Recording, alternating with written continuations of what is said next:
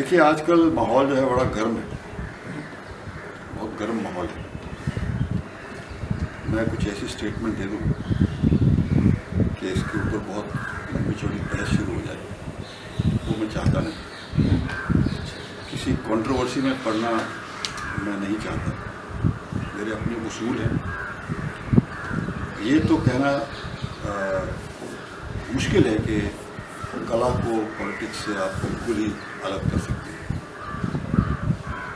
बड़ा मुश्किल है, क्योंकि किसी न किसी हद तक ये दोनों एक दूसरे पे निर्भर है। जो देश में हो रहा है वो सिनेमा के थ्रू दर्शाया जाता है, और फिल्म्स पॉलिटिकल भी बनती हैं। कई फिल्में बनी हैं जिनमें बड़ी आलोचना की गई है गवर्नमेंट की या हालात की, तो बिल्कुल उनको कहना कि अभी हम टच ही नहीं करेंगे। तो हर ज़माने में किसी न किसी तरह से आर्टिस्ट प्रभावित होता है पॉलिटिक्स की हालात से। जो हालात हैं उनसे प्रभावित तो इंसान होता है, यू कांट हेल्प इट। मगर अब रही बात इसकी जो आपने पूछा कि भाई जो यहाँ ये कर रहे हैं वो कर रहे हैं, उस पर मैं कुछ ज़्यादा कहना नहीं चाहूँगा, क्योंकि आप सब समझदार हैं और हर एक का अपना अपना नज़रिया होता है। तो मैं उसके बारे में इतना ही कहूँगा कि कुछ ऐसी चीज़ नहीं करनी चाहिए जिससे हमारे देश का नाम बदनाम हो, जिससे लोग बाहर मजाक उड़ाएंगे कि ये किस किस्म की डेमोक्रेसी है। ये मैं दोनों तरफ से कह रहा हूँ कि कई मुल्क तो हमारे बगल के मुल्क जो हैं उनमें तो पॉलिटिक्स है ही सब कुछ। आप उसको पॉलिटिक्स को किसी ज़िंदगी के पहलू से अलग नहीं कर सकते।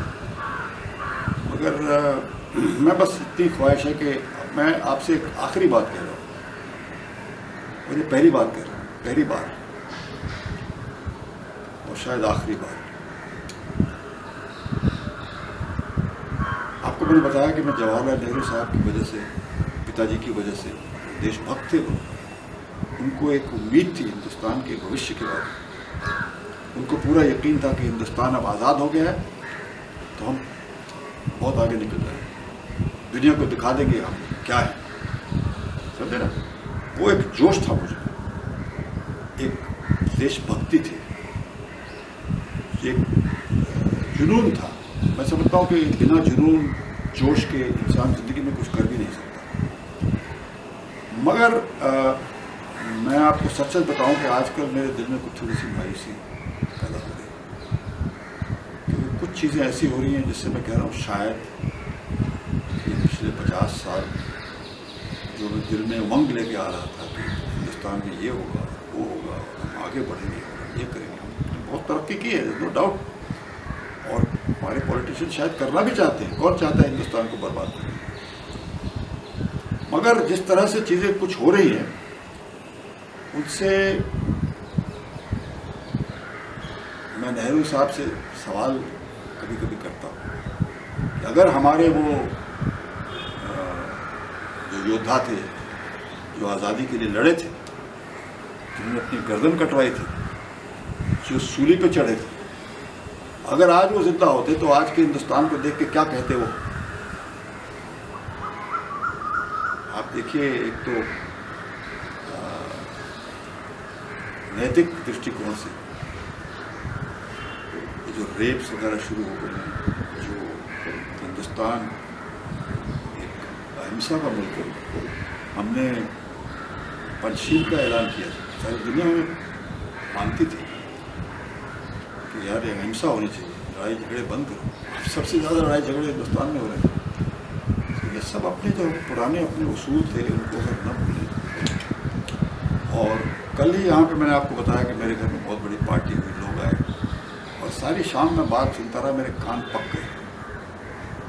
हिंदुस्तान की बुराई करने के अलावा आजकल किसी का कोई शुक्र रहा ही नहीं।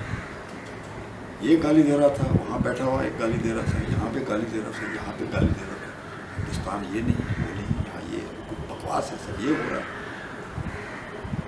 मैं अंदर ही सब बैठा हुआ सोच रहा था कि इसीलिए मैं, अरे आपका मुल्क बर्बाद भी हो, आपकी जो मतलब यकीन है आपका, आपकी जो दृष्टिकोण है वो तो सकारात्मक होना चाहिए। क्या आप अपने मुल्क को तभी प्यार करेंगे जब सब बढ़िया हो?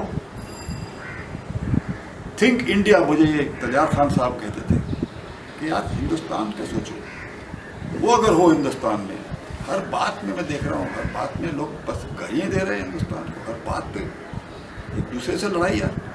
अरे भाई अब देश का सोचो। एनीवे, मैं थोड़ा सा मायूस हूँ उस मामले में, लेकिन ये जो आपने ख़ास एक सवाल पूछा है इसके बारे में, ये होना चाहिए कि नहीं होना चाहिए, आप सब काफ़ी बड़े हैं, आप सब जानते हैं, ये आप इसके बारे में खुद सोचिए। मेरा एक मकसद था, मुझे अब भी इस देश से मेरे सारा परिवार चला गया बाहर, कोई सिंगापुर में है तो कोई अमेरिका में है तो कोई ऑस्ट्रेलिया चला गया, मैं एक यहाँ अकेला बचा हूँ, इस घर में अकेला रहता हूँ। अभी तक मैंने सोचा नहीं कि मैं भी चला जाऊँ यार, सब बुला रहे हैं मुझे, इसलिए क्योंकि अभी तक मेरे दिल में वो जुनून है, वो जोश है, वो यकीन है हिंदुस्तान के भविष्य के बारे में। अगर जैसा कि मैंने कहा आपसे कि आपने अभी जो जिक्र किया जिस चीज़ का, उससे मैं थोड़ी सी मायूसी महसूस कर रहा हूँ। कहीं मैंने गलती तो नहीं की, जवाहरलाल नेहरू साहब की बात मान ली मैंने। मुझे अब भी यकीन है कि हमारा जो भविष्य है बड़ा उज्ज्वल है। बुरे दिन भी आएंगे, अच्छे दिन भी आएंगे, कुछ भी हो जाए, और हिंदुस्तान की जो तारीख है, हिंदुस्तान का जो इतिहास है, वो इस बात का गवाह है कि हम में भी बहुत सहन शक्ति है दूसरे मुल्कों के मुकाबले में। हम बहुत कुछ सहन कर लेते हैं और आखिर में अपनी तकलीफ़ों को दूर कर ही लेते हैं।